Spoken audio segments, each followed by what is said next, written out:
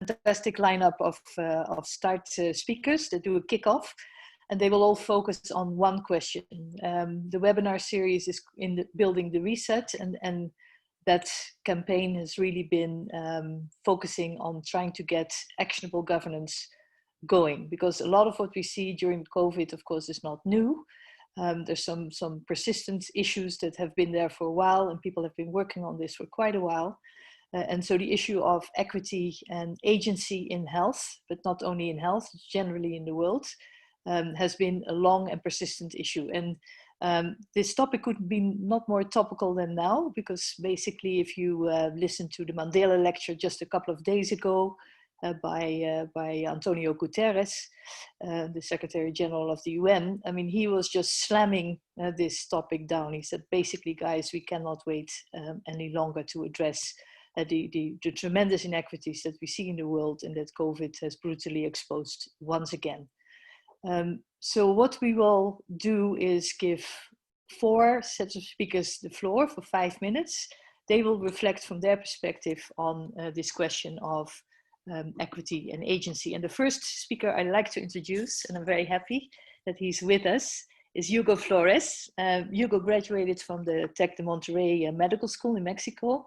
He's currently also based in Mexico, and he started working in Chiapas rural area, one of the poorest states in Mexico, in 2010. He's had a tremendously energetic career. He was the co-founder of Partners in Health in Mexico. He worked as its executive director until 2019. And during that time, he developed a lot of things at the front line, supervised projects on primary care, mental health care, maternal health, non-communicable diseases. He's been very, very active. He's also interested in social medicine education. And so he combines this frontline work with setting up structures, education for health workers of all types. He has helped to develop a diploma in global health and social medicine for Mexico for doctors and nurses. And he has partnered with a lot of global initiatives and regional initiatives. But currently, he's at the front line. We all know that, that in Mexico, the COVID is still rampant and there's a lot of challenges. And so I'd like to give him the floor on this question of equity and agency. Hugo, the floor is yours. Tell us your views. Thank you very much, Liban. Good morning or good afternoon, everyone, depending on where you are. I think the pandemic, because there has not been a pandemic at this magnitude in the world or in recent history for the past 100 years, is showing us how it's interacting with the system as it is built now. And even though for many decades or for the entire history, there has been the issue of equity regarding the poor or other marginalized groups, I think the narrative until now has been, the system is good, we just need to do some reforms here and there, we just need to make the markets work for the poor. But what the pandemic has been revealing is more than the difference or the inequities within countries, but the inequities among countries. And on this side of the world, in the continent of the Americas, we are seeing big failures in my country, Mexico, in Brazil, in the United States also. And they all share something very common. They all share like decades of neoliberal policies getting inserted into the healthcare system, into the education system, into the labor system, to a point where governments right now face impossible decisions. In Mexico, and I spent a lot of time in the US too, the problem is the pandemic exists. We know what can work to contain it, which is, enforcing measures of social distancing, locking down some businesses, some events, and get it under control and then restart. But the governments cannot afford that, because once they have done that, the economy is very, very vulnerable. A lot of issues start to emerge. The government doesn't have the capacity to support small businesses. doesn't have the capacity to support the workers, and so they just decide to balance this, but it's not successful. The pandemic is now out of control, and basically it's really a failure, and it's an impossible decision. And the health system here is fragmented. It's not a national health system like it is in some countries in Europe. um, uh, but for example, one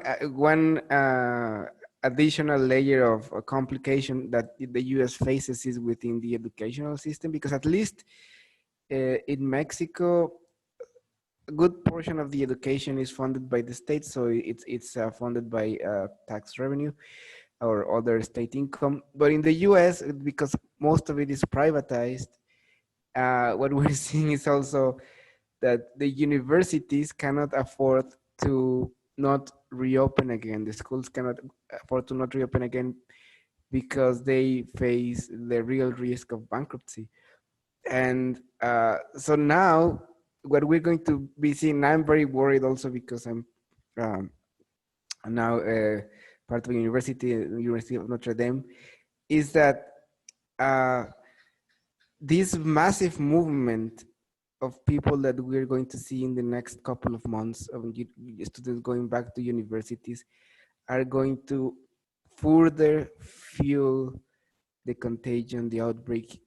And this is very, very concerning. At least in Mexico, there is no back to school right now, at least for, it can be actually uh, for a long time. But this is not the case in the US. And it's another impossible question. If they don't do this, they literally will have to fire thousands and thousands of people. Many universities will not be able to recover economically at all. And what do you do? And I think here we have a very important opportunity, because the pandemic at some point uh, will end. And the institutions, the multinational institutions like the WHO and others, will have a good comparison of countries that did well and countries that didn't do so well. And I think the topic of this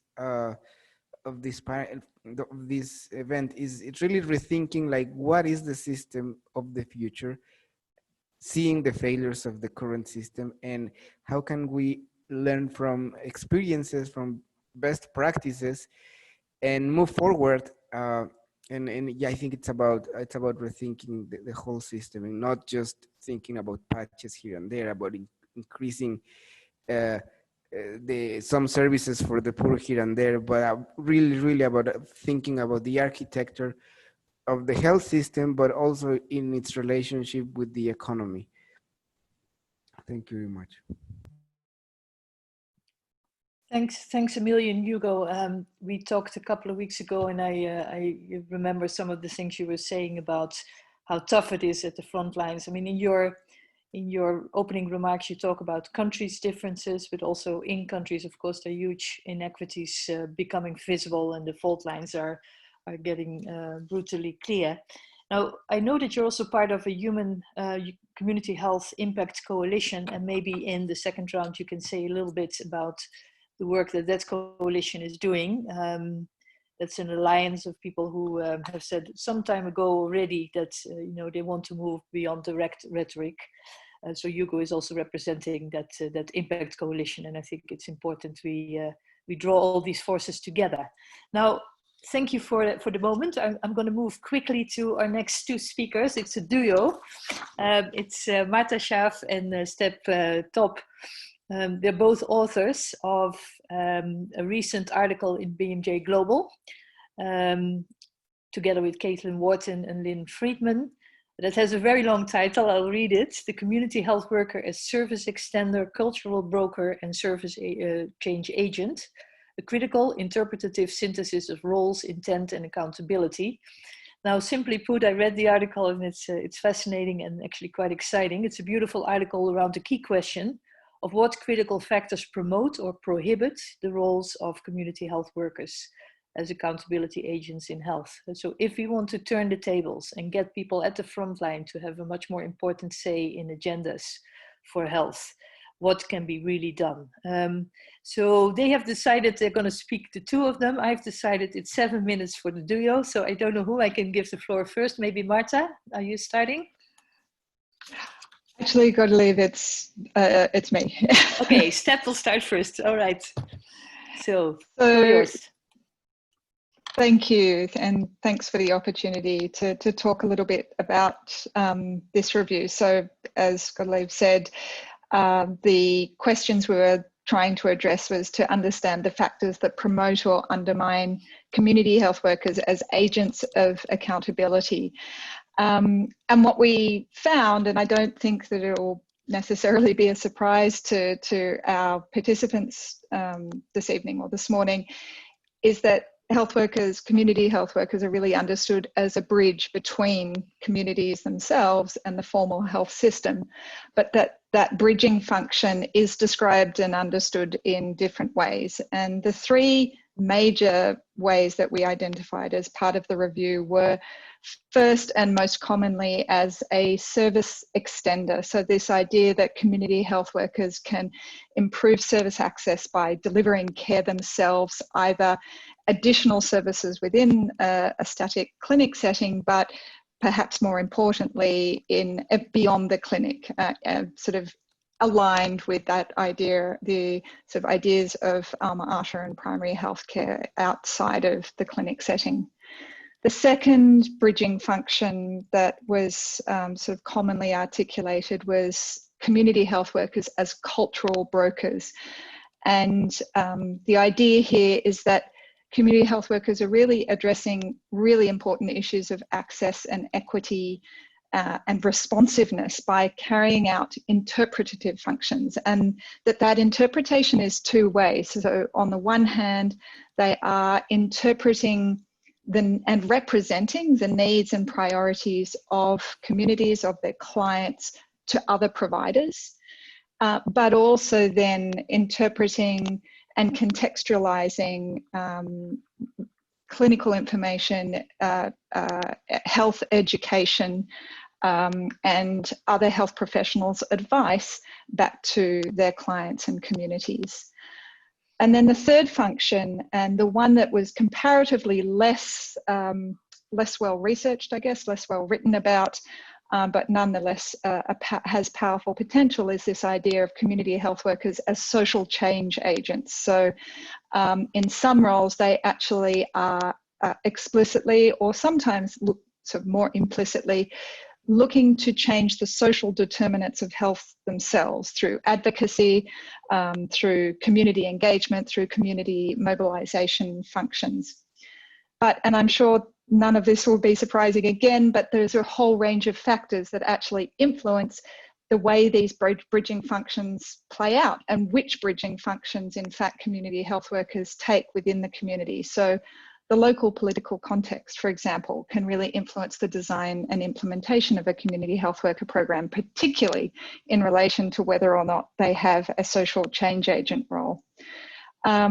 Whether or not community health workers are able to or required to interact with other community-based structures, for example, village health committees or other local representative structures, and what those relationships look like, sometimes supportive, in other settings obfuscatory, that can influence community health workers' functions. Fairly obviously, the treatment of community health workers by the health system, whether they're adequately resourced, whether they're trained, whether they receive supportive supervision, and their position relative to other health providers, that affects their function. Community perceptions of community health workers, particularly their competency, perceptions of their competency, perceptions of their embeddedness, their ability to represent, and then on the flip side, perceptions of their ability to protect confidentiality can have a really complex role. And then also quite dramatically in some instances, whether community health workers belong to professional associations, such as unions, that enable them to take collective action that support their own professional development and protections. And so I'll hand over to Martin now to sort of talk a little more about how the governance can affect some of those factors. Okay, Martha, you got 3 minutes. Thank you, Steph. Okay, so I'm just going to try to connect some of these dots really rapidly and maybe even try to connect them to some of what Hugo said. So I'm going to take a detour and say that the CHW work actually started with what we called a think-in that we had with American University in Washington, D.C. that included healthcare, community health workers, including from the global north. And I think one of the things that really emerged from that meeting was this notion that CHWs might be best understood through a truly global health paradigm. So one that isn't focused on low and middle income countries, but one that looks at some of the structures that Hugo described that shape health disparities across the globe. And so, you know, CHWs address concerns shared by all countries, including low and middle income countries, and some of the things that particularly plague countries in the north, such as the United States and Australia, including acute disparities, fragmented systems of care, mistrust of the healthcare system, health sector inability to meet the needs of diverse populations, et cetera. And these are problems irrespective of levels of income. You know, another interesting angle on this is the notion that there's, in fact, a great breadth, depth, and length of experience with CHWs in low and middle income countries. And there may be some opportunities for South to North learning when it comes to planning scaled up CHW programs. I know I have limited time, so I'm going to focus on one other key point. And that's the notion or the potential utility of the looking at an employment rights lens as something that might propel us forward in global health as we think about CHWs. I think this would require some explicit recognition, or more than we've had, in correction for what austerity wrought in the 1980s, when the public sector was perceived as part of the problem, or in the 1990s when support to CHWs was somewhat fragmented or issue specific. And I think, you know, recently there's been more attention because of COVID-19 to health worker rights, including CHWs who have made demands around PPE, salary, and other kinds of support in a few different countries. And to look at the feasibility of CHW unions forging links with civil society and creating a unified list of demands that focus not only, as Steph pointed out, on professional support and salary, but also on things that communities prioritize. This is, of course, really complicated in contexts where CHWs may be perceived to represent a government that people don't trust. But I think there is some amount of decision space even in those countries, and potentially, you know, space at the local level where those relationships can be negotiated. Just to kind of bring it together, is that one thing that also became clear in looking at the CHW literature is we can talk a lot about the context, the governance context that shape CHW ability to play an emancipatory role. But there's very little on what CHWs actually want. There's all this kind of discrete choice experiment work, but nothing that really gets at an emic solicitation of CHW priorities. And it may be that many of them are very focused on their professional advancement and sending their kids to school and not on being an agent of social change. So I think that's another area that we need to consider before moving forward with great enthusiasm about looking at CHWs as social change agents. Thank you. Okay, great, Martha. Thank you, and thanks, Steph, for opening up this wide array of questions. Because when we easily say, well, new agency or new equity, who's going to do the work? And is it going to be structural work? Is it relational work? Is it people stepping aside? I think we have to start the conversation in those directions. To say we can put the burden and the brunt of all this again on the shoulders of a few and say, okay, you have to do it now. Or we can say this is a much more structural and deeper set of power relations that we need to address together.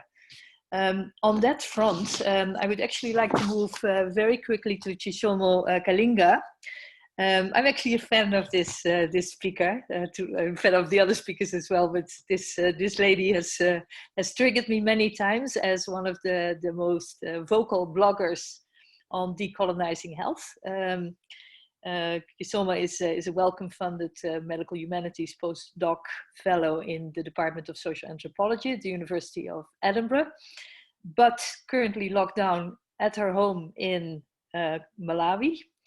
And she is focused on a range of things, examining how indigenous, traditional, and modern literary practices are used by citizens to address issues of health and well-being.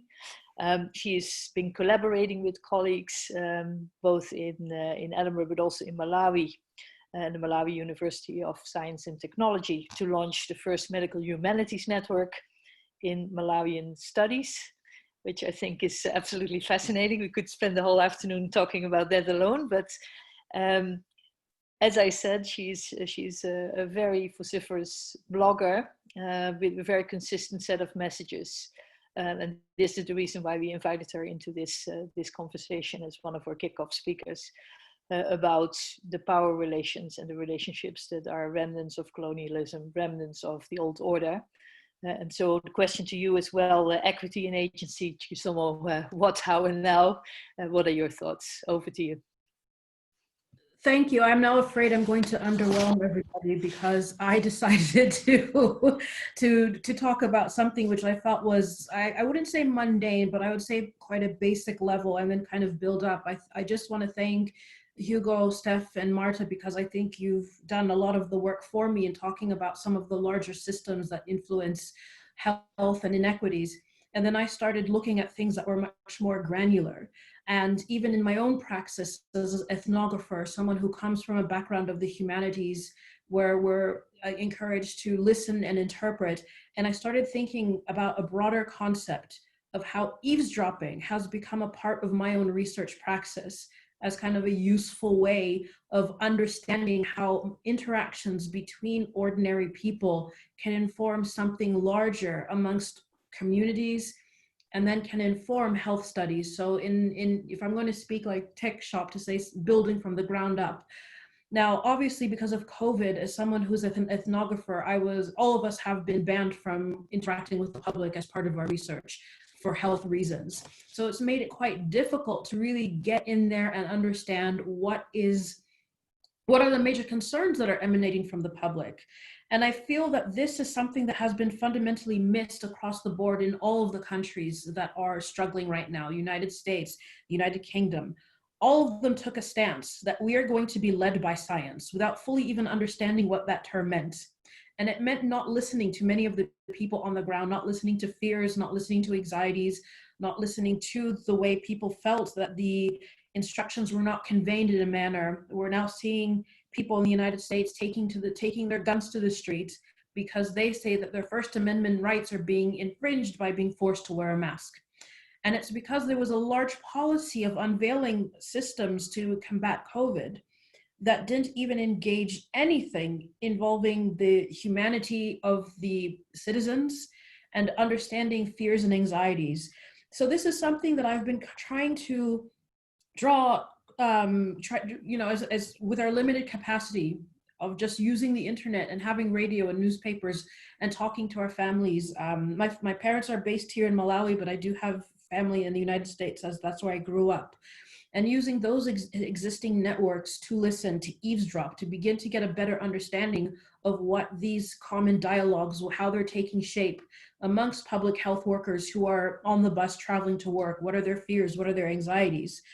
So when I was having thoughts about what to discuss, I wanted to focus on the ordinary person and the ordinary villager and their thoughts and their fears, and the ordinary bus driver in Philadelphia, and how all of these collective, statements and beliefs and fears have been widely ignored in some of the countries that are faring worse.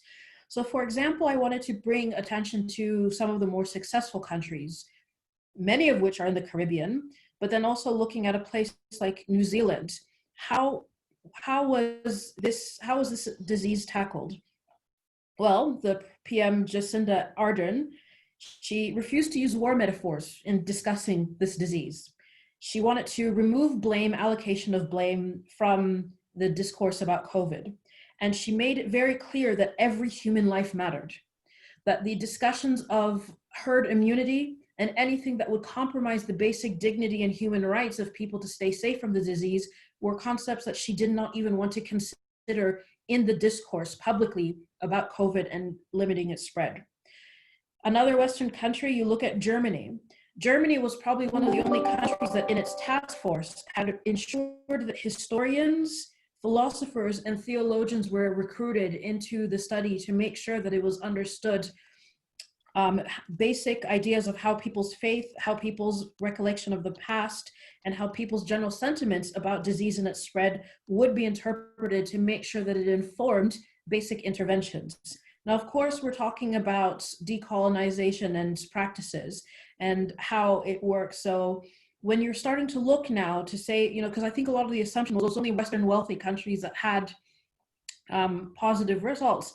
Not so much. Even in a country like South Africa, where cases are spiraling and have one of the highest rates, it still had a much slower trajectory than some of the northern countries. And part of this success was rooted in looking at cultural problems, interactions of ways that communities, things that were triggering to communities, and directly addressing them to limit the harm and exposure to communities to keep them safe. So it meant keeping people restricted in districts. But even something as simple as banning alcohol, because South Africa does have a large alcohol abuse issue in cities. And it was something which was done specifically to save space in hospitals for critical care. And so there are these ways where people began to listen to the public and began listening to the ways where people were expressing their fears about how other countries were not taking specific measures with alcohol, but South Africa specifically understood that they had a much different crisis and that the COVID response would mean directly tackling some of these issues that affect lower income communities, alcohol abuse, drug abuse, and finding ways to mitigate them. And then other countries like Vietnam, which is more of a developing, especially in areas on the Chinese border, you find that one of the key issues, and this goes to what Marta was saying, was about public buy-in, that making sure that the public believed and had trust in governments was crucial from the beginning. And I think that this is something that has been quite difficult because of the post-colonial transition, that there's high distrust for many governments, but those that were able to build trust from even prior to COVID, that before this disease even came about, but building a public health framework that centered humanity, that centered the dignity of life, had much easier time convincing the public that the disease was real and that certain steps will be taken, and that these steps, no matter how unpleasant or how not fun, such as restricting alcohol, were going to be done in the best interest of saving lives. And so I think these are specific trends that I was beginning to see, and especially bringing it back home to where Africa is, that there were many successes in terms of stemming the spread of disease that actually came from trust that was built post-AIDS, but during Ebola, that there was a huge level of distrust that was placed into global health systems during the AIDS epidemic, mostly because of lack of structure and resources. But this changed a lot during Ebola, and only I think the West African countries were independently able to limit Ebola spread to 4 specific countries. So when coronavirus came, there was public buy-in, there was confidence that it could be controlled. And in some ways it was lost when it came down to things like contact tracing and not being able to follow through where people had gone. And that's really where I guess where it was lost. But I think what I'm seeing here is that there has to be faith that in developing countries, and especially in Africa, that they have the capacity to come up with their own initiatives that are informed by their own histories, that are informed by their own understanding of engagements between communities and governments, and trust that dismantling some of the previous systems of harm are put at the forefront of public discussion so that you build public trust and then public buy-in. So that's where I was working on in this piece, which I was kind of hoping to become something larger, but I thought it was a good starting point to kind of look at how a basic structure of listening to the common person, respecting their humanity, and then building a structure that's based upon an informed system of care is the way to go in terms of decolonizing health structures. Great. Thanks very much. It echoes on so many fronts what you're saying.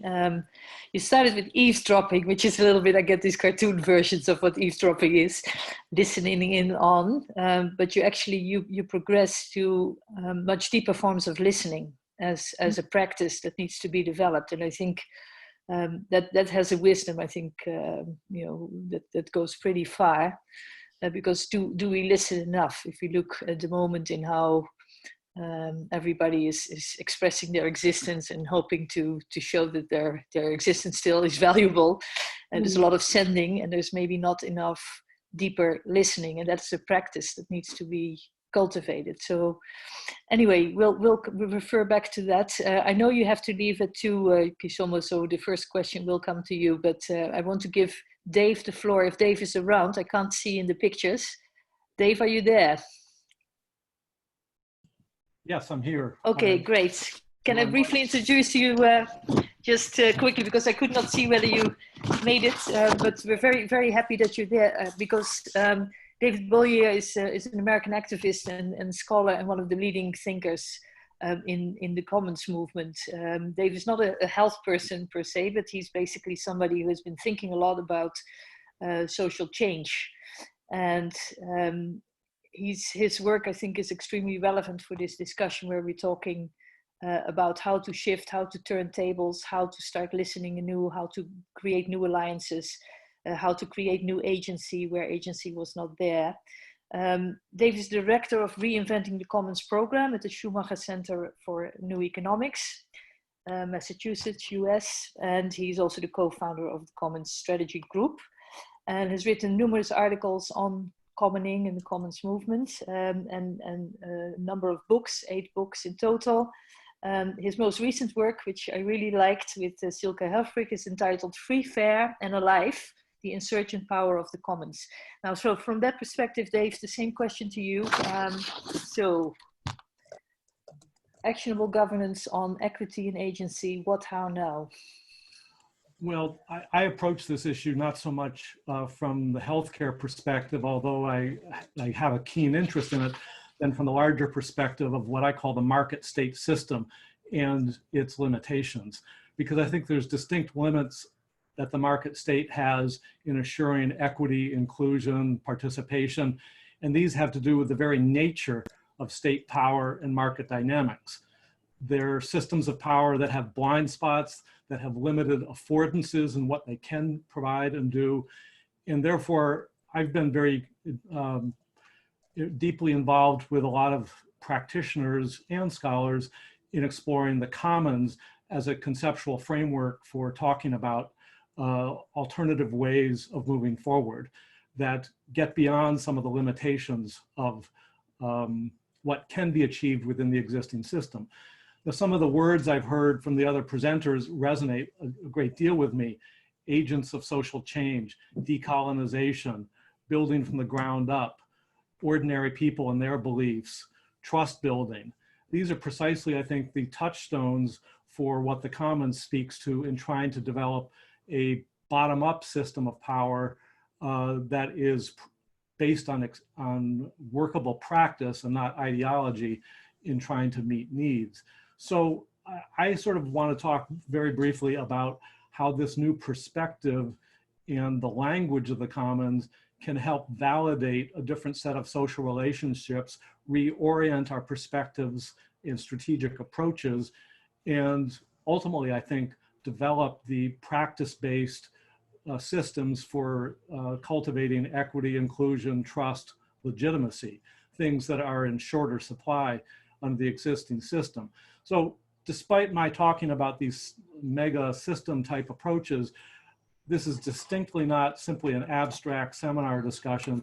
There are many different practical projects that are trying to, from the bottom up, develop commons that are functional without having some of the pathologies of the state or the market. And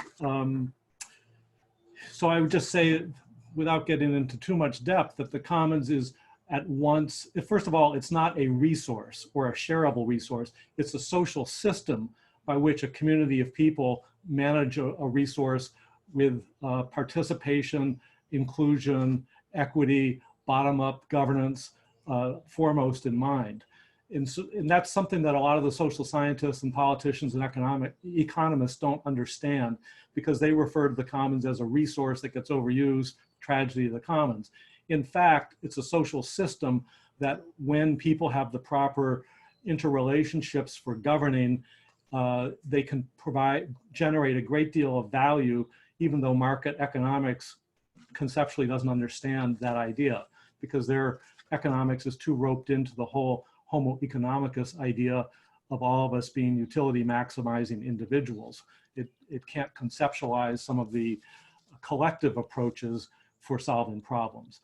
So I'd just like to suggest that there are a number of arenas within the health system, from lots of community-based systems that can start to address these problems, but we need to develop a different mindset and approach and give it a certain sovereignty of vision apart from what the policymakers or economists may propose.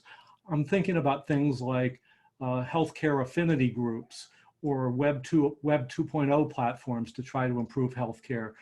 Things like self-organized neighborhood health insurance systems, or treating medical information as a commons that's really owned by taxpayers and the public. This is, of course, very relevant for the pandemic and vaccine research. In a longer term way, it's very important about scientific journal research and its availability under open access systems. We could talk about genetic information and human tissue being shared and shareable for the benefit of all, rather than being patented and proprietary, or blood banks and organ donations the same way.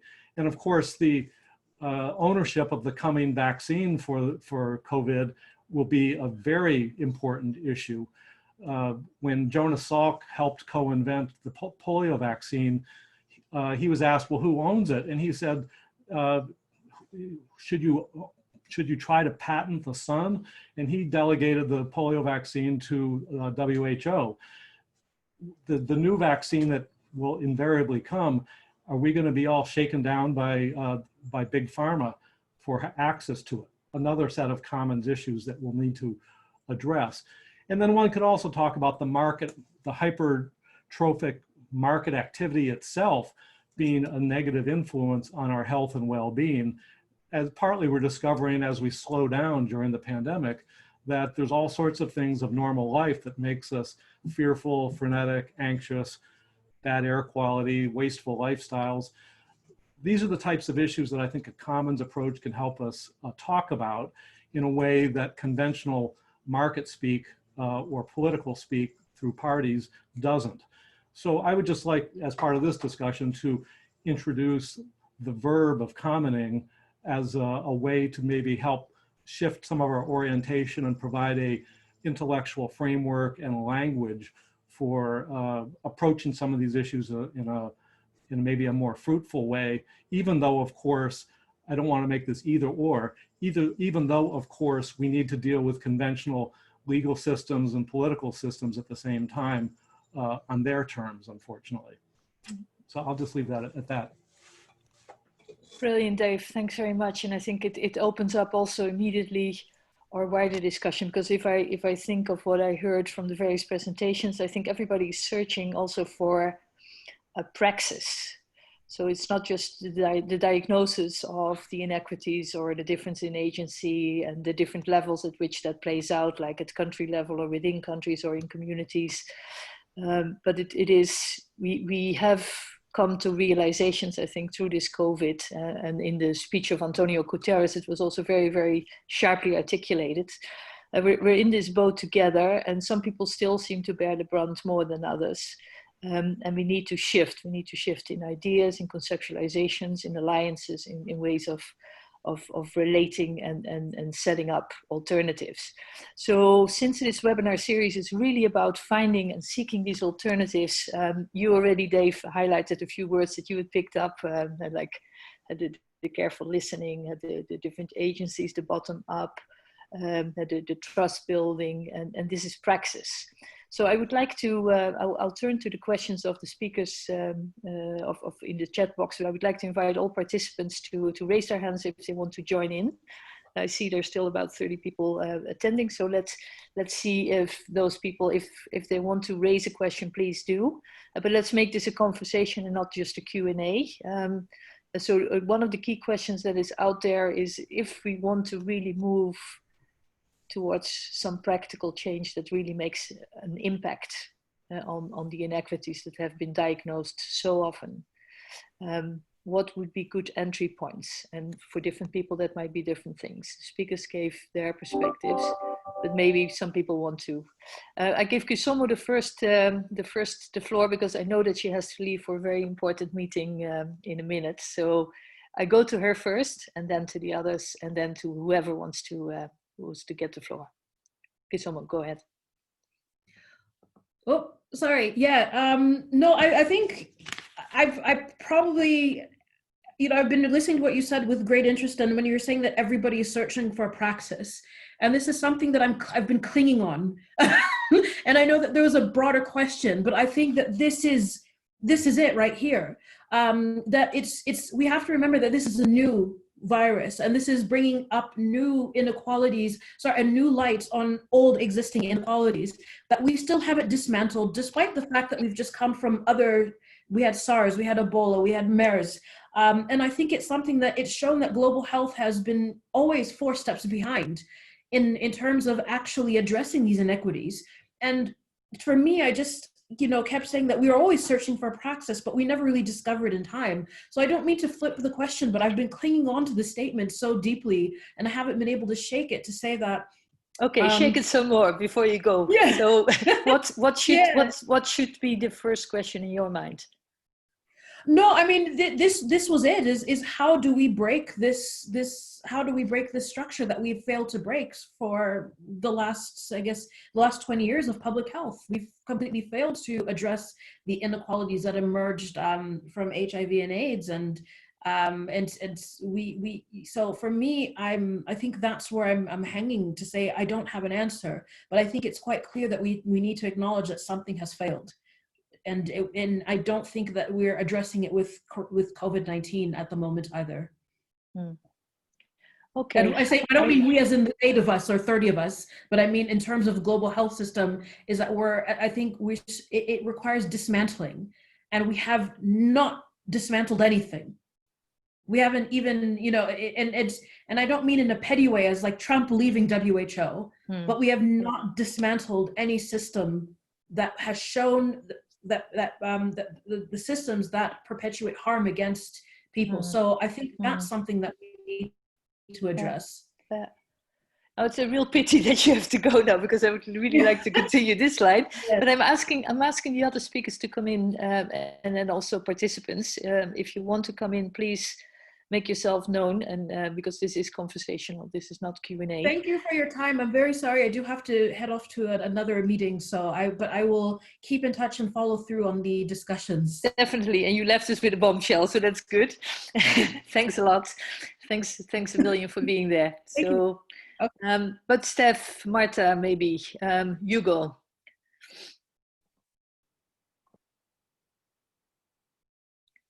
Hugo, for you. This dismantling that Kisomo was talking about, does that resonate with you? It is very important, and I think that has to come from a change in social norms. The problem is that I cannot emphasize enough how the idea of health as a human right, or the idea of every life matters, is still so unpopular even among public health circles. Like, this is not a popular idea. We cannot create a new system on a pre-existing, let's say, philosophical system that doesn't really value life, and that's where we are at. That's why you keep hearing about market solution. Market solutions means those who can afford it will get it, and those who cannot will not, and that's fine. And for example, these things about institutions talk about universal health coverage, but then they really mean like basic packages of services for poor people. I mean, in Partners in Health, we have a very rude way to say it, but yeah, it translates into bad care for the poor. And there is a very strange dissonance, cognitive dissonance, because all the people, or the majority of the people, not all the people who are creating these basic packages, these health system for others, for the poor, will not subject their own families to those health services they are designing. They will subject their families to the best possible available care they can find in the world, basically. And so until we don't eliminate this otherness, I don't think we can create anything new. And that's why I think we have not created anything new, because it's like the same thing, like, oh, it's too expensive, it's too disruptive for the economy to save these people, let's just not do that, which is what is happening in this part of the world, in the Americas. Okay.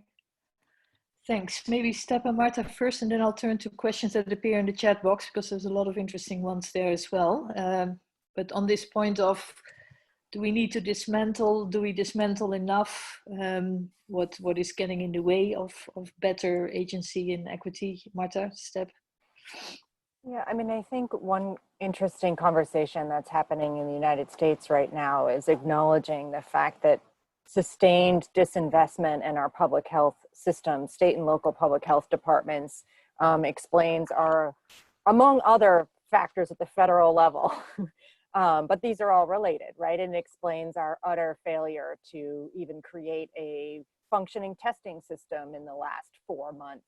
And I think, yes, we need to invest more in public health. We need to think more about public health, but I think that it makes sense to, as David suggests, zoom out even further and look at, some of what Soma was pointing out, or this comment here I see in the chat box from Beth Engelbrecht about, thinking more globally about ways that we discuss and express solidarity within countries and across, among countries, and the WHO being one mechanism for that, aid being one mechanism for that, but also the way that we, as Hugo said, talk about lives mattering.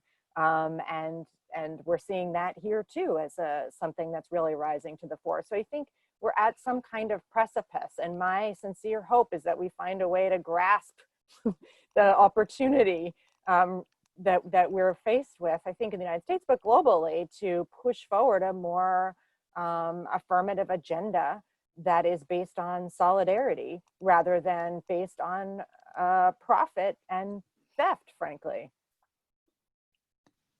Thanks, Step. I would resoundingly agree with that. And to add to this idea of solidarity, and to link back to an earlier comment, I think, about this idea that public health is a science agenda. I was reflecting, I watched another webinar about a week ago with, I think, one of our participants who's on the webinar now, Shrida Venkatapuram, and he was talking about the ethics of the response to COVID, and something that really struck me was his reiteration of the fact that every choice that we make anywhere, but thinking more specifically about the COVID field, is a values-based choice.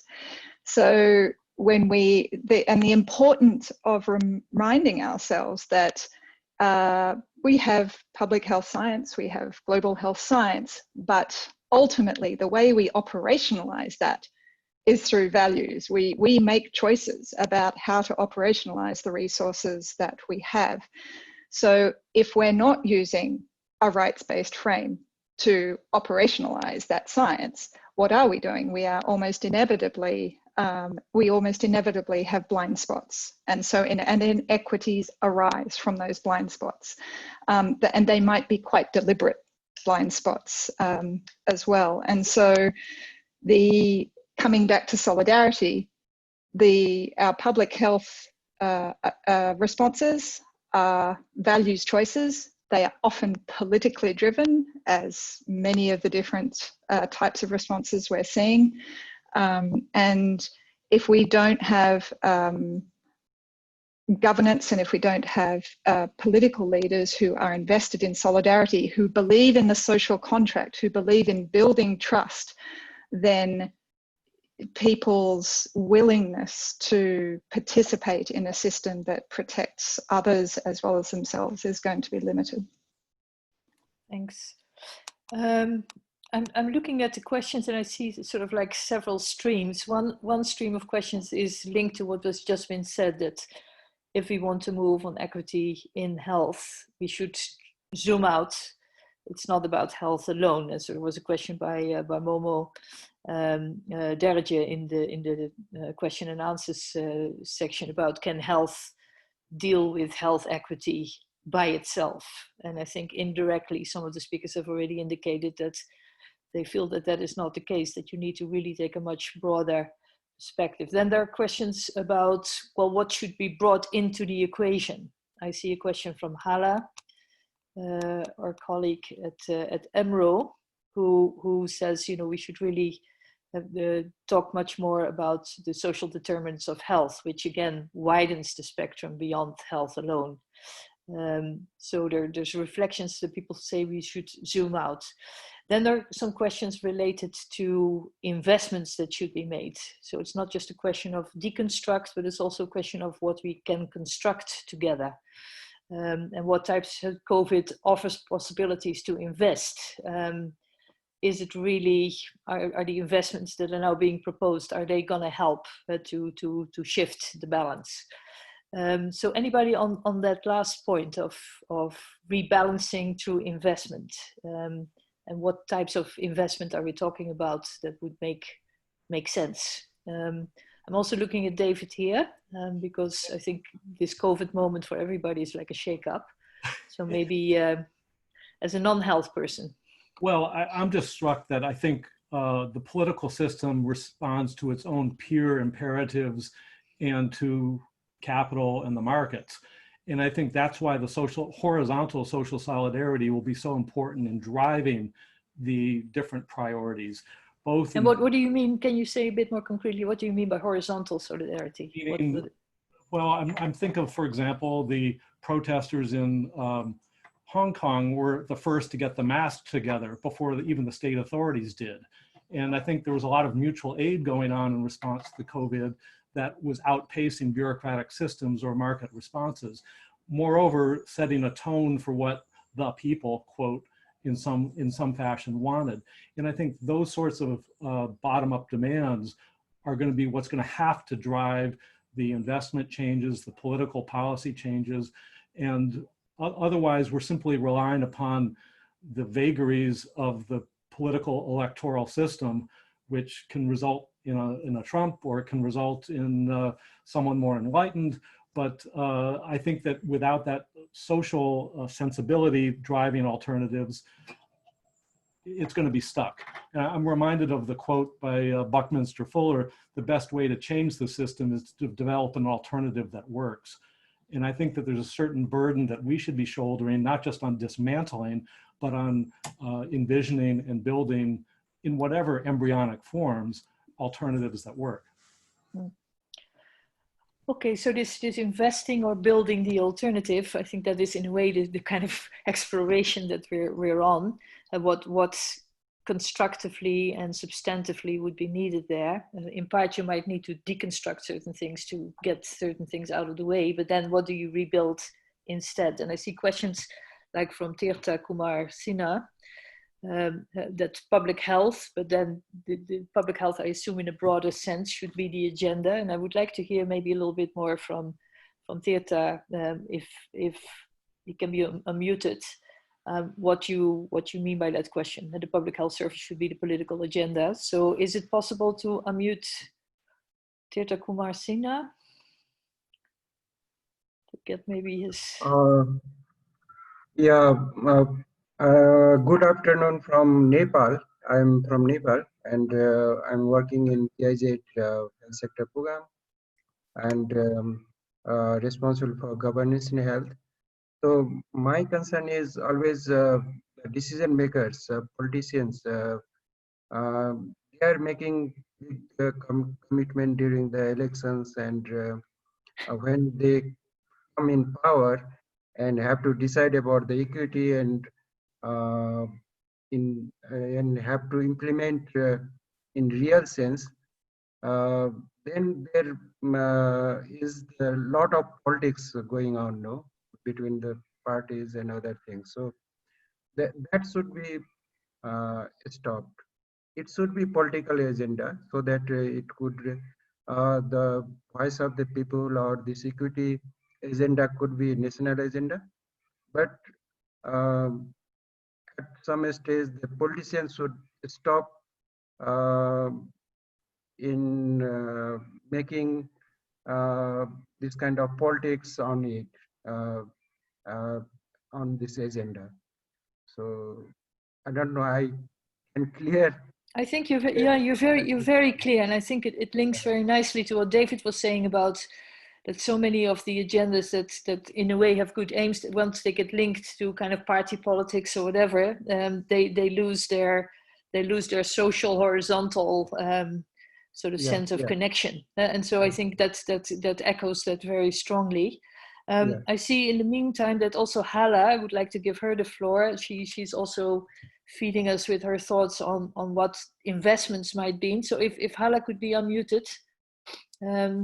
Yes, Godelieve, thank you very much for, can you hear me? Very well. Hello, can you hear?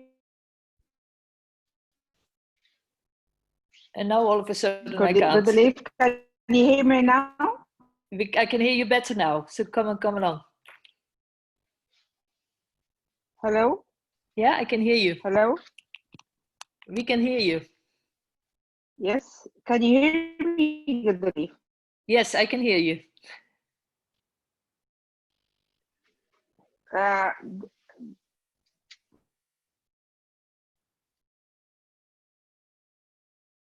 Okay, we'll come back to you in a second, but we can hear you. I'll put it in the chat box so that you can see that we can hear you.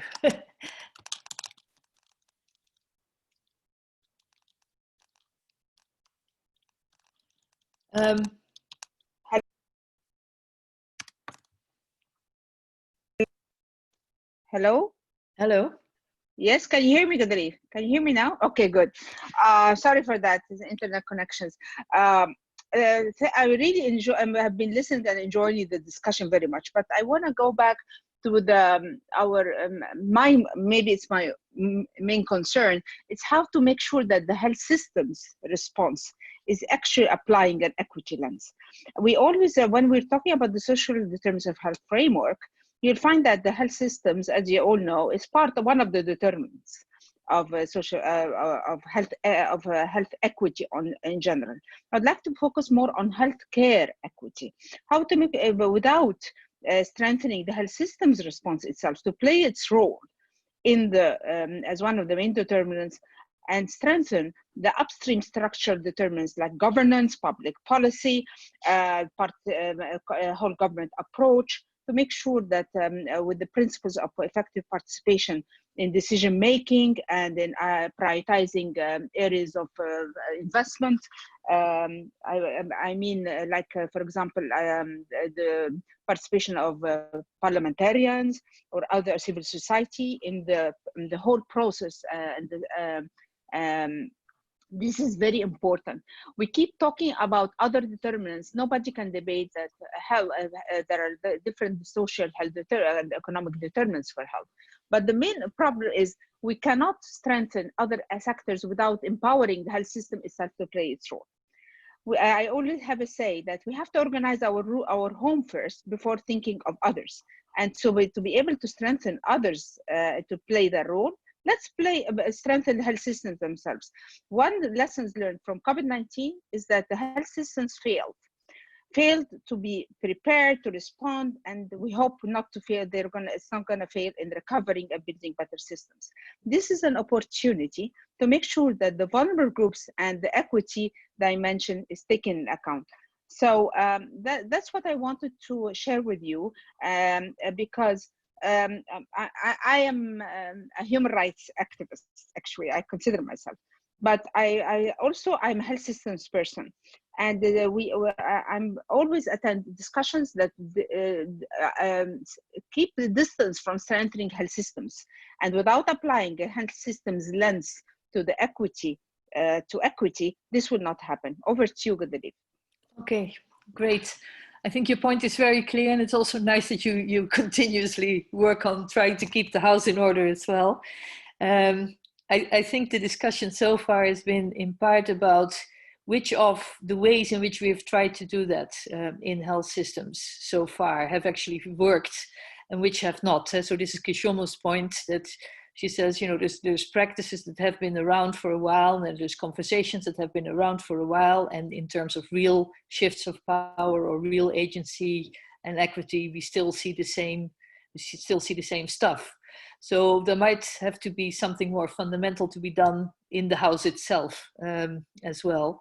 But then, of course, we also need to link beyond health systems.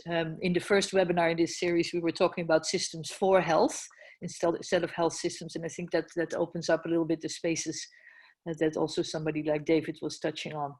Now, we know that this is very frustrating because this is a deep conversation that starts with basic power relations in a world. It starts with basic values in a world. It starts with the capacities and incapacities to change anything. It starts with the room that people get to move or not to move. And we're not going to solve this on a Tuesday afternoon. But in the final round, because I promised we would end, we will not want to hold up other people behind us in a queue, like you were held up. We like to do a final round past the speakers and say, okay, this is a conversation which is not new, but it's more urgent maybe than ever. And now is the time to do something a little bit more fundamental than is often the case. So what would, from the discussion so far, have been your main sort of take-home points? Because the networks that are organizing this campaign use these webinars also to continue conversations with everybody and move to real actionable governance. So I would like to move first, maybe in this case, to Hugo again, and then sort of follow whoever is still around. So Hugo, Marta, and Step, and then Dave, maybe to close. Take-home message. I think that for me, the take-home message, as it was mentioned, is like, I think governments need to go back to listening to people. There is, I think, a crisis. The COVID has exposed a convergence of crises, one of which is a very deep political crisis. We see now a very big divide in many countries between the governments and their people. Like, there is no connection. And I think this bridge is crucial for anything to be able to work, talking about governance within the health system, but also into integrating the system as a whole and making this system work for the people. Now, how to rebuild this trust, this connection, I think maybe through increased communication. I don't know exactly, I'm not a political scientist, but I think without this, it's going to be very difficult to move forward. And it also applies to other institutions, including the UN, the WHO institution that have become, I think, isolated or silos or kind of ivory towers, and that we need to, to conceptualize that all these institutions were created to serve regular people, like normal people, and how to rebuild those connections. Thanks very much, Hugo. Marta, Step, in which order you decide? Maybe Marta first. Yeah, I mean, I was going to say precisely what Hugo said, so I don't want to take a lot of time. I think just to try to connect Hala's question that she posed at the end to what we were talking about with CHWs and what Hugo spoke about and what Kisomo spoke about in the beginning is this notion of creating new ways to listen to people. So when we think about the health system as a social determinant of health, we have many checklists to go through regarding, looking at access, accessibility, acceptability, appropriateness, whatever, as it's, articulated in the AAAQ framework and the right to health.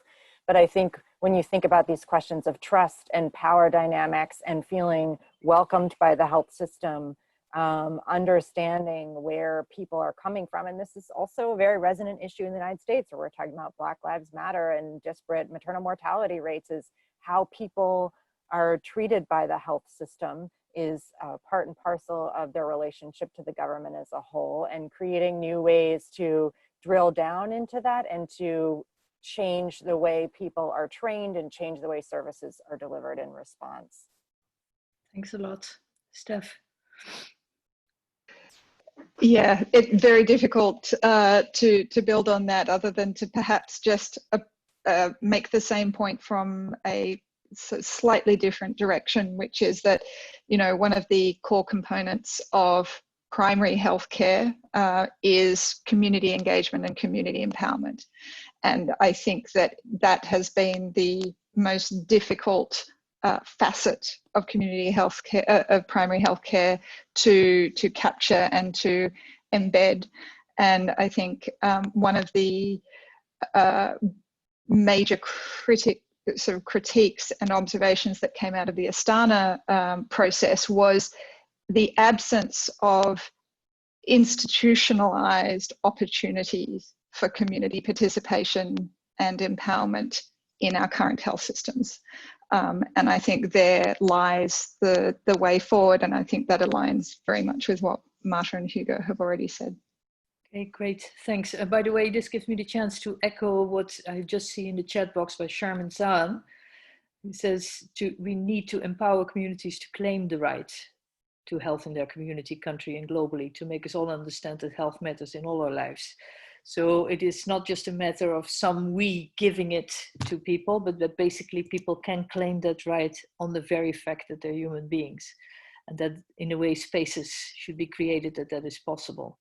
So thanks, Steph, and I think Sharman also. And finally, Dave, before we close off. Well, I think that COVID's kind of a reckoning of the market state system's failures and some of its structural limitations and pathologies.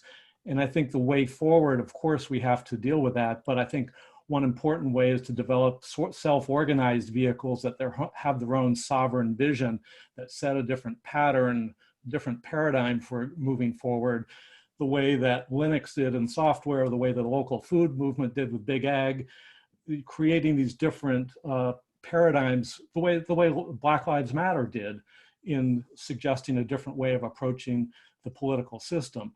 And then doing that from the outside initially, and then re-engaging with government policy and markets on our own terms with some functional alternatives, and even commons public partnerships instead of public-private partnerships, I think are ways to sketch a different matrix of structural possibilities. And I think that I like to think at the structural level, while at the same time honoring the on-the-ground practice level.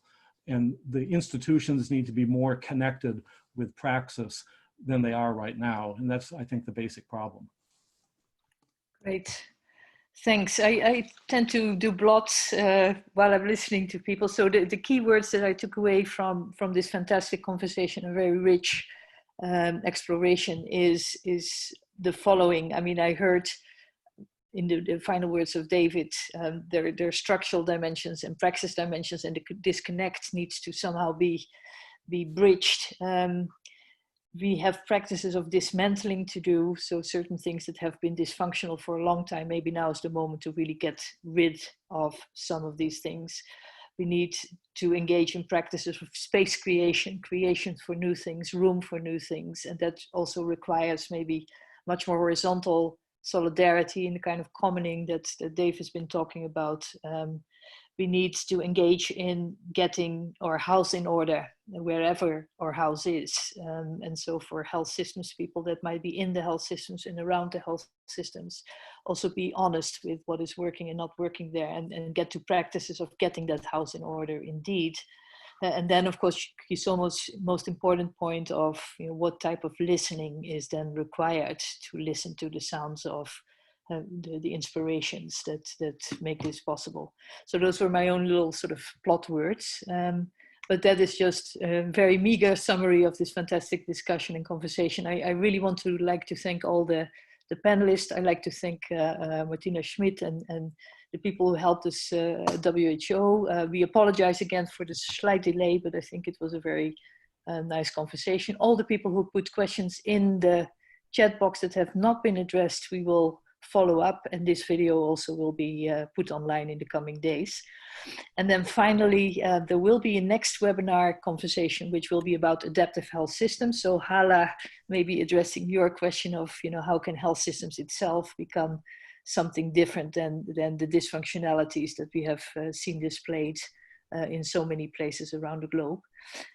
So thanks, Marta, thanks, Dave, thanks, Step, thanks, Hugo, thanks, Kisomo, thank all of you who were part of this conversation, and we hope to see you again next time.